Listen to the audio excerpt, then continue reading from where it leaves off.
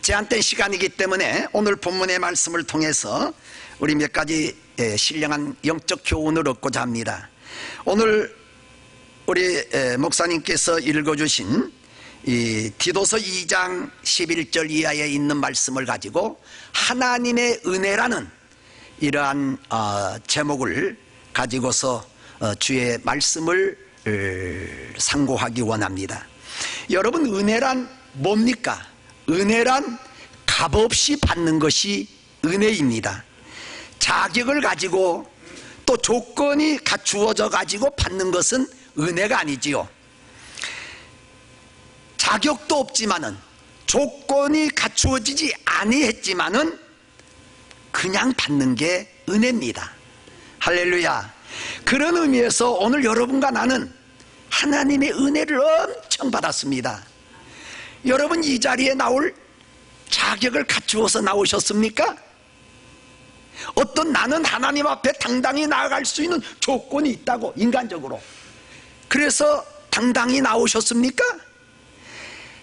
아무리 보아도 여러분과 나는 그런 자격과 조건이 없습니다. 그럼에도 불구하고 하나님께서 주신 은혜로 말미암아 오늘 또 십자가 앞에 당당히 나와 하나님의 자녀로서 하나님의 거룩하신 성호를 찬양하며 그 영광에 동참하고 하나님이 주시는 은혜를 덧입어 말할 수 없이 복잡하고 요란하고 또 무거운 것으로 눌려있는 우리 마음에 평안함을 얻고 자유함을 얻고 하늘의 기쁨을 맛볼 수 있는 축복을 받은 게 바로 하나님의 은혜라는 사실입니다. 믿으시면 아멘 하세요. 할렐루야. 사랑하는 여러분, 은혜란 삼위일체 협력에 의한 그리스도 안에서의 은혜라고 하는 사실입니다. 그러므로 그리스도의 은혜는 하나님의 은혜입니다. 그리스도 안에서 새로운 축복의 세계가 열려서 구원이 사람에게 주어지는 하나님의 선물입니다. 하나님의 관대한 사랑의 표현이기도 하지요. 우리가 하나님으로부터 받은 모든 축복의 근원은 은혜입니다. 그래서 사도 바울 선생님은 고린도전서 15장 10절에서 나의 나된 것은 하나님의 은혜로다 라고 고백을 했습니다. 에베소 2장 7절로 8절에서도 그리스도의 은혜로 인하여 믿음으로 구원을 얻음은 하나님의 선물이라 라고 말씀했습니다. 여러분, 오늘 본문에서 주시는 하나님의 은혜가 어떤 것일까요? 그 첫째로 본문 11절에 보니까 모든 사람에게 주시는 구원의 하나님의 은혜라고 말합니다. 하나님의 은혜란 첫째로 구원의 은혜입니다. 여러분, 인간은 아담의 원죄로부터 말미암아 전적으로 부패하고 타락하여 하나님의 진노를 받을 수밖에 없는 죄인들입니다. 인간 자신은 전적으로 무능해서 자신을 구원할 수가 없고 오로지 하나님의 자비하신 구원만을 기다릴 수밖에 없는 것입니다. 아무리 잘난 사람도, 아무리 있는 사람도, 아무리 권세를 휘둘리는 사람도 자기 자신을 구원할 아무런 능력이 없습니다. 사랑하는 여러분, 은혜의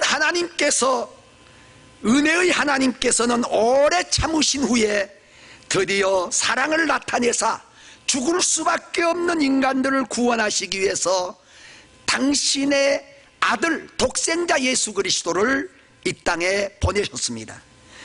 예수 그리스도는 우리를 대신하여 자신을 주셨고 친히 나무에 달려 우리의 죄를 담당해 주셨습니다. 오늘 본문 14절에 보니까 그가 우리를 대신하여 자신을 주심은 모든 불법에서 우리를 구속하시고 우리를 깨끗하게 하시기 위해서 자신을 속죄 제물로 바치셨다는 것입니다.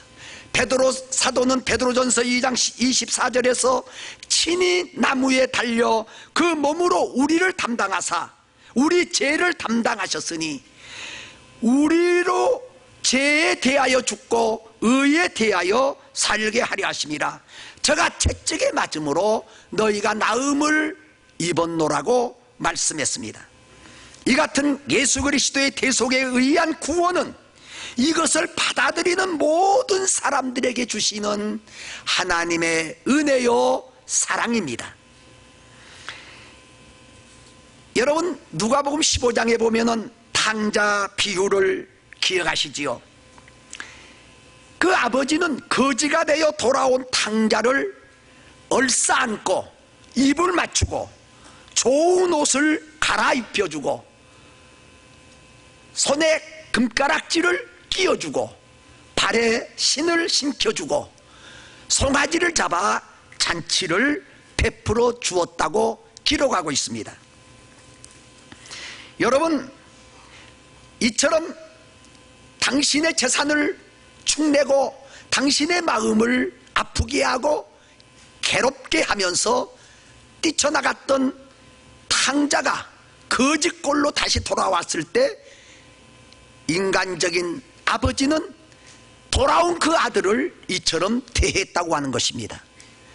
그런데 하물며 전능하시고 인애가 풍성하시고 자비와 긍휼과 사랑이 풍성하신 하나님도 우리를 사랑으로 기다리고 돌아오는 이러한 자들을 감싸 구원해 주시는 것입니다. 이것이 바로 곧 하나님의 은혜요 사랑입니다. 사랑하는 여러분, 죄인된 인간들에게 주시는 하나님의 은혜의 본질은 우리가 죄로부터 구원을 받는 것입니다. 죄의 더러움으로부터 깨끗해지는 것입니다. 죄의 세력과 존재로부터 건져주시고 막아주시는 것이 은혜의 본질입니다. 더 나아가 하나님의 저주와 진노로부터 해방시켜 성령 안에서 자유함을 누리게 하는 게 은혜의 본질입니다. 믿으십니까? 거기에만 끄떡하지 마시고 아멘 하세요. 하나님의 약속의 말씀은 얼마든지 그리스도 예수 안에서 예가 되나니 그러므로 아멘 하여 하나님께 영광을 돌리게 하려 함이라 라고 말씀하십니다. 그러므로 우리 하나님 말씀을 받을 때에 아멘, 아멘으로 화답하고 하는 게 이게 은혜 받는 증거입니다. 시편에 보면 내 입을 넓게 열라 내가 채우리라 라고 말씀하셨는데 입을 넓게 열다고 하는 게 뭐겠느냐? 아멘 하고 입을 벌려서 말씀을 받아들이는 거라고 저는 생각합니다. 단순하게 생각해 뭐 신학적으로 어쩌고 저쩌고 하지 말고 그러면 하나님이 은혜를 입혀주신다는 겁니다. 사랑하는 여러분, 아마 여러분들이 지금 긴장하고 지금 귀에 말씀이 잘 들려지는지 모르겠어요.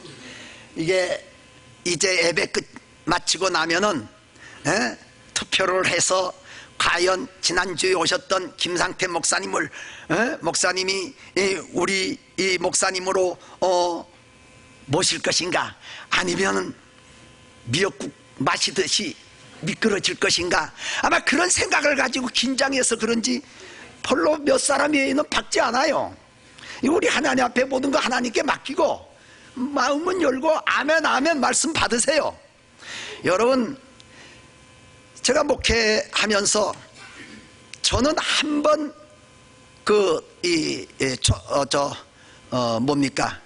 그 청빙을 통해서 한 번 연희동에 서울 연희동에 어느 교회 청빙을 했어요. 그때 저는 한참 젊은 나이였습니다. 29, 30 그때 막 넘어가려고 할 때 그 교회에서 저를 청빙을 했어요. 근데 7명의 목사들이 왔는데 제일 저를 청빙을 했는데 조건은 젊다, 박력 있다, 기도 열심히 하는 것 같다 목소리 듣고 그러니까 모시자 그랬어요. 그런데 그 사람들 잘 선택한 거지요. 네. 제가 11년 동안 아주 30대 팔팔할 때 그 연희동을 누비면서 교회를 배부흥을 시키다가 안 되겠더라고요. 그래서 영동이 개발이 되면서 73년도에 영동으로 와서 교회를 개척했어요. 그리고 개척해서 한 15년 동안 교회를 크게 성장하다가 미국 바람이 들어가지고 미국에 왔지요. 그 미국에 와서도 청빙을 받았어요. 그런데 쟁쟁한 18명 목사님들, 디그리 박사 학위를 받은 사람 6명. 그런데 나는 한국에서 햇병아리 석 달 만에 거기 했어요. 그런데 또 거기 나이 먹으신 연노하신 장로님들, 권사님들이 서울 영락교회 출신들인데 목사님들이 이제 5명을 선택했는데 그 중에 제가 들었어요. 근데 저 목사가 아주 진실한 것 같다. 왜? 진실하지 않으면 성격이 저럴 사람 없다. 성격이 급하다고? 그 성격이 급해도 선택됩니다. 그런 사람들이 좋아하니까 되더라고요. 그래서 거기서 4.29 폭동 맞이하고 한 5년 섬기다가 개척하자. 그래서 워싱턴 DC로 와서 개척을 해가지고 지금 섬기고 있습니다. 여러분, 제가 왜 이 말을 하느냐 하면은, 여러분 영락교회, 서울 영락교회 잘 아시죠? 한경진 목사님 잘 아시죠? 한경진 목사님이 돌아가셨지만은 그래도 세계 기독교사의 성자라는 말을 듣고 돌아가셨습니다. 근데 그분이 영락교회 청빙을 받았을 때 어떻게 됐느냐? 저는 그때 당시 저는 잘 모르고 모르니까 우리 신학교 교수를 하던 기약 시간에 교수하던 목사님이 이북에서 내려오셨어요. 근데 그 목사님이 하신 말씀이, 제군들 그저 설교하는데 설교만 잘하려고 집착하지 말아라. 온전한 전 인격을 진실되게, 성실하게, 정직하게 하나님이 맡겨주신 양무리를 지키기 위해서 노력을 해라. 설교만 잘하는 게 목사가 아니다. 그러면서 한경직 목사님을 얘기를 하더라고요.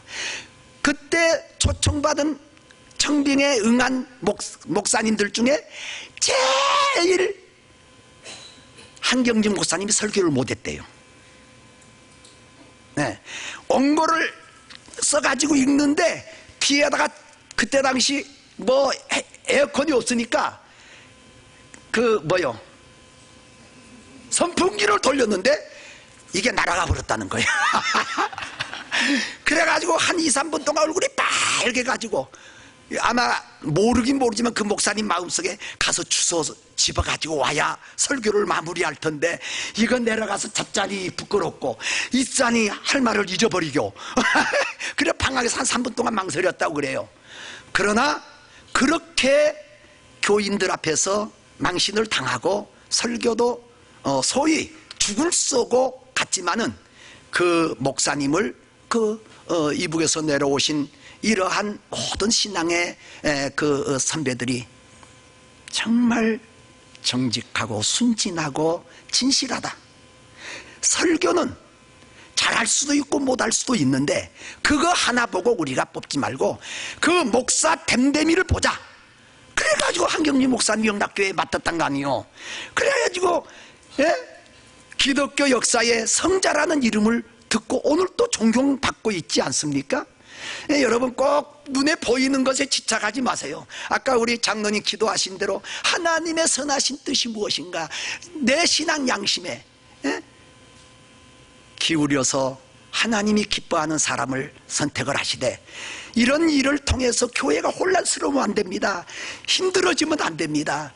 7개월 동안, 만 7개월 동안 여러분들이 기다리면서 기도하고 정말 예선 그러한 열매를 오늘 우리의 두 눈으로 볼 수 있도록 정말 하나님의 성령의 역사에 순종하는 이러한 시간들이 되어질 수 있기를 바랍니다. 여러분, 저는 김상태 목사님 보지 못했어요. 어떤 사람인지 몰라요. 저는 사랑의 교회 인터넷 웹사이트 들어가 가지고 대강은 이래 봤지요. 글쎄요. 여러분, 우리 하나님께서 여러분들의 마음을 움직여 주셔서 7개월 동안 물론 당회와 사역자들이 잘 하나님의 일을 중단 없이 이끌어 오셔서 또 여러분들이 기도하고 순종하고 기다리면서 이 자리까지 오신 거 축하합니다. 정말 대단하다고 생각합니다. 오늘 성령의 역사하심에 순종해서 아름다운 열매를 거두고 우리 하나님 앞에 영광을 돌리며 우리의 영혼을 사랑하고 우리를 하나님 앞으로 인도할 때까지 잘 목회하실 수 있는 이러한 목사님을 모셔드리는 기회가 되어질 수 있기를 주의 이름으로 부탁합니다. 자, 여러분, 하나님의 구원의 은혜가 이처럼 예수 그리스도를 통해서 나타났지만은 누구에게나 해당되는 것이 아니라 그것을 받아들이는 자만이 누리게 된다는 것이죠. 여러분, 하나님의 구원은 모든 사람에게 해당이 되는 것 같지만은 하나님 편에서 볼 때는 하나님이 예정된 선택된 하나님의 백성들에게 성령으로 믿음을 주시고 그들을 불러내어 구원해 주신다고 하는 사실입니다. 그러므로 사랑하는 여러분, 요한복음 3장 16절에 하나님이 세상을 이처럼 사랑하사 독생자를 주셨으니 누구든지, 조건이 없어요, 누구든지 예수를 믿으면 영생을 얻으리라고 했어요. 믿어야 됩니다. 사랑하는 여러분, 예수님을 받아들이는, 영접하는 거, 영접할 때 영접하는 자, 곧 그 이름을 믿는 자들에게는 하나님의 자녀가 되는 권세를 주신다고 말씀했습니다. 다시 말하면 믿음으로 받아들이는 겁니다. 예수 그리스도를 아무리 그 예수님이 십자가에서 피 흘려 돌아가 주셨고 내 죄를 속량하여 깨끗게 해 주셨지만은 내가 그 사실을 믿음으로 받아들이지 아니하면은 그 구속의 은혜를 누릴 수 없다는 겁니다. 사랑하는 여러분, 여러분들은 예수 그리스도를 구주로 믿습니까? 그러면 제사함 받았습니다. 예수 그리스도를 여러분들의 생명의 구주로 믿으십니까? 그러면 여러분들은 구원을 받은 거예요. 영생을 얻었습니다. 요한복음 5장 24절에 내가 진실로 진실로 너희에게 이르노니 내 말을 듣고 또 나 보내신 자를 믿는 자는 영생을 얻었고 심판에 이르지 아니하나니 사망에서 생명으로 옮겼느니라. 옮겨질 것이다가 아니하여 믿는 순간 옮겼느니라. 완료형으로 끝난 겁니다. 할렐루야. 우리는 죄 많은 이 땅 위에 살아가고 있지만은 항상 우리는 죄악 속에서 묻혀 갈등을 느끼고 넘어졌다 일어났다 하지만은 여러분, 우리는 누가 뭐라고 해도 예수를 믿기 때문에 우리는 구원을 받았고 영생을 얻은 하나님의 자녀들입니다. 여러분, 하나님의 은혜라는 복음서가 저는 참 그 은혜를 찬양을 듣고 굉장히 은혜를 받았습니다. 제가 노래를 여러분처럼 잘할 수 있다면 한 곡 좀 뽑으면 하나님께도 영광이 되고 은혜가 될 텐데, 하여튼 제가 읽어드릴게. 가사를 한번 잘 들어보세요. 나를 지으신 이가 하나님, 나를 부르신 이가 하나님, 나를 보내신 이도 하나님, 나 된 것은 하나님의 은혜라. 나의 달려갈 길 다가도록 나의 마지막 호흡 다하도록 나로 그 십자가 품게 하시니 나 된 것은 하나님의 은혜라. 한량없는 은혜, 갚을 길 없는 은혜, 나를, 내 삶을 에워싸는 하나님의 은혜, 나를 붙드시는 하나님의 은혜라. 이게 바로 오늘 우리에게 주신 하늘의 메시지, 하나님의 구속의 은혜입니다. 두 번째로 하나님의 은혜가 무엇입니까? 12절에 보니까 우리를 양육하시되, 하나님의 은혜는 양육하시는 은혜라는 사실입니다. 여러분, 구원받은 성도를 경건한 삶으로 이끄시는 분은 하나님이십니다. 하나님께서는 부모가 자식을 양육하듯이 당신의 택한 자녀들을 영생의 소망을 이루는 그날까지 훈련을 시키시고 기르시고 가르치시고 인도하시고 보호해 주십니다. 구약에서 이스라엘 백성들을 기르시고 먹이시는 것처럼 말입니다. 양육하시는 하나님의 은혜는 자녀들이 믿음과 행위가 성숙해서 그리스도를 닮아가는 데까지 함께 하시며 계속해서 돌보아 주십니다. 이 진리를 깨달았던 사도 바울은 에베소서 4장 13절에서 우리가 다 하나님의 아들을 믿는 것과 아는 일에 하나가 되어 온전한 사람을 이루어 그리스도의 장성한 분량에 이르기까지 충만하라고 말씀했습니다. 또한 에베소 4장 15절에 오직 사랑 안에서 참된 것을 하여 범사에 그에게까지 자랄지라. 그는 머리니 곧 그리스도라. 그리스도에게까지 자라가라는 것입니다. 이게 양육하시는 하나님의 은혜의 부탁입니다. 사랑하는 여러분, 구체적으로 진리 가운데로 인도해 주시고 연약함을 도와주시고 훈계하셔서 온전함에 이르도록 인도해 주시는 것입니다. 디모데후서 3장 15절로 17절이 그 말씀을 증거해 주고 있습니다. 그러므로 하나님의 양육하신 은혜를 받는 성도들은 어떠한 어려운 상황 가운데서도 용기를 잃지 말고 경건의 훈련에 충실한 삶을 살아가야 될 줄로 믿습니다. 세 번째, 우리에게 주신 영적 교훈이 무엇입니까? 은혜를 따르는 그리스도인의 삶은 어떤 것이어야 하는가를 우리로 하여금 깨닫게 해주고 있습니다. 하나님은 우리에게 경건치 않는 것, 불신앙, 하나님을 모독하는 말과 생각, 모든 형태의 불의함을 버리라는 것입니다. 한마디로 말하면 하나님을 멀리하고 사는 것을 주의하고 세상 정욕을 과감하게 버리라는 것입니다. 여러분, 세상 정욕이 뭡니까? 여러 가지로 설명할 수 있습니다마는 세상 천한 학문에 몰두하여 지식을 자기 마음대로 쌓고 그 지식을 자랑하기 위해서, 그 지식을 이용하여 살아가기 위해서 지식을 쌓는 사람들, 세상의 권력과 타협을 하고 명예에 심취하여 바람에 흔들리는 갈대처럼 이리저리 이렇게 흔들리는 향락의 현혹이 되어 그것을 누리려고 하는 이러한 모든 것들이 세상의 정욕이라고 생각합니다. 아무리 정직하고 열심을 다하여도 동기와 목적과 결과에 하나님을 위한 것이 없다면 그건 세상적인 정욕이 되고 만다고 하는 것입니다. 하나님의 은혜를 받은 그리스도인들은 이러한 것들을 과감하게 버리고 은혜를 입은 그리스도인답게 살아가야 될 줄로 믿습니다. 여러분, 어떻게 그리스도인답게 하나님의 은혜를 입은 자답게 살아갈 수 있을까요?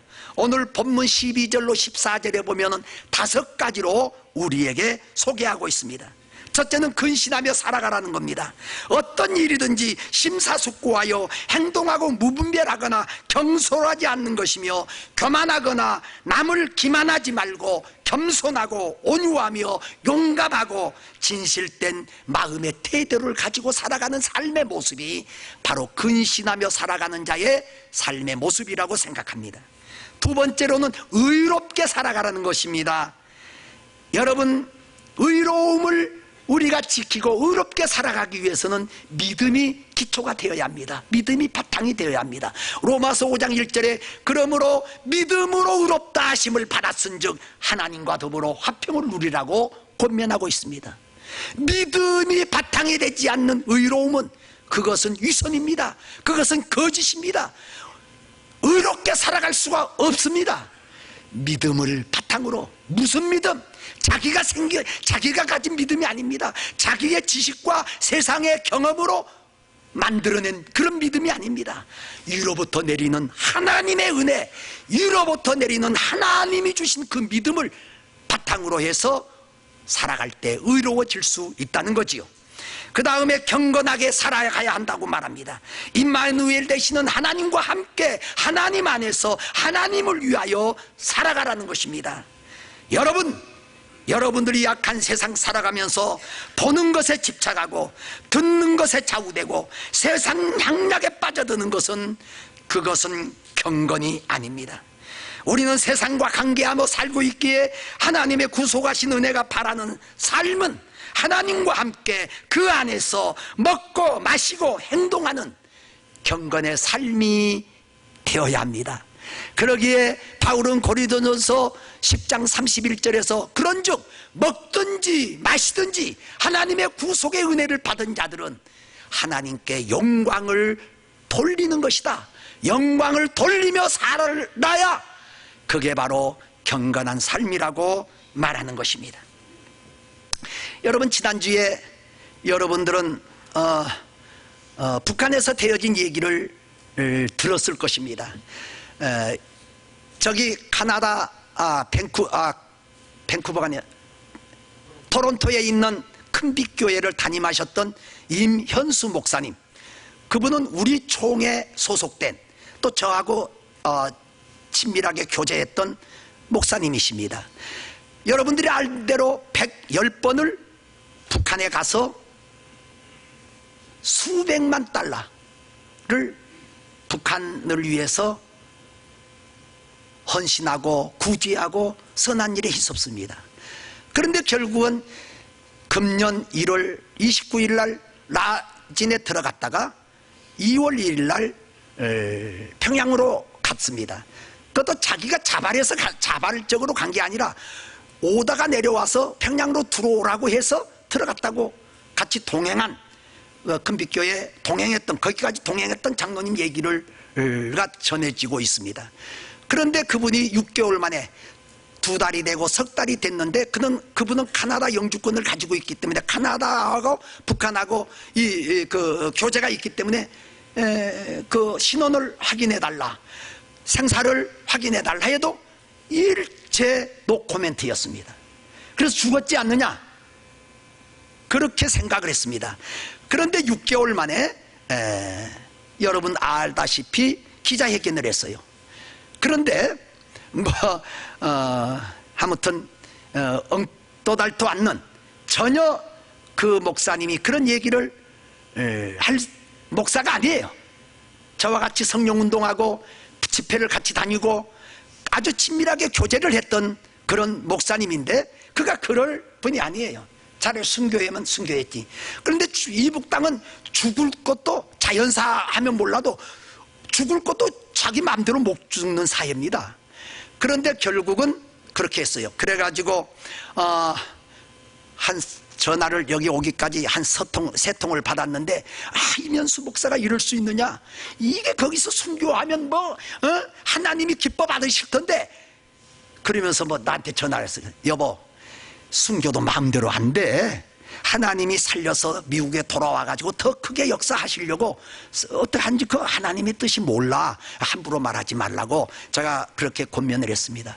그런데 여러분, 제가 무슨 얘기하냐면은, 여러분 오늘 우리 주보 여기 목회란에 우리 이요한 목사님이 아주 잘 썼어요. 저는 감동을 받았습니다. 여러분, 얼마나 6개월 동안 압박을 당하고 공포를 느끼고 불안한 가운데 6개월을 지내다가 버티다가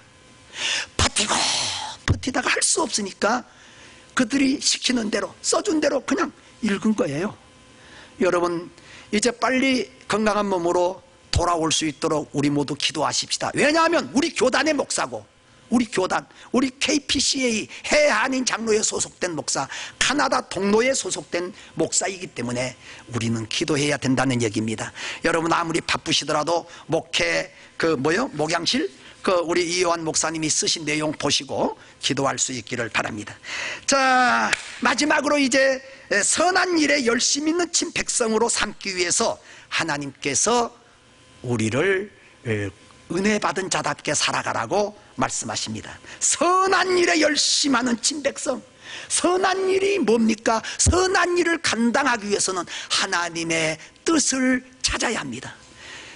바울은 로마서 12장 1절로 2절에서 그러므로 내 사랑하는 형제들아 하나님의 모든 자비하심으로 너희를 권하노니 너희 몸을 하나님이 기뻐하시는 거룩한 산 제사로 드려라. 이는 너희의 드릴 영적 예배니라. 너희는 이 약한 세대를 본받지 말고 마음을 새롭게 함으로 변화를 받아 하나님의 선하시고 기뻐하시고 온전하신 뜻이 무엇인지 분별하라고 했습니다. 선하신 하나님의 뜻을 분별하여 열심히 주님을 기쁘시게 하는 선한 일에 힘쓰는 여러분들이 되어질 수 있기를 주님의 이름으로 축복합니다. 기도하겠습니다.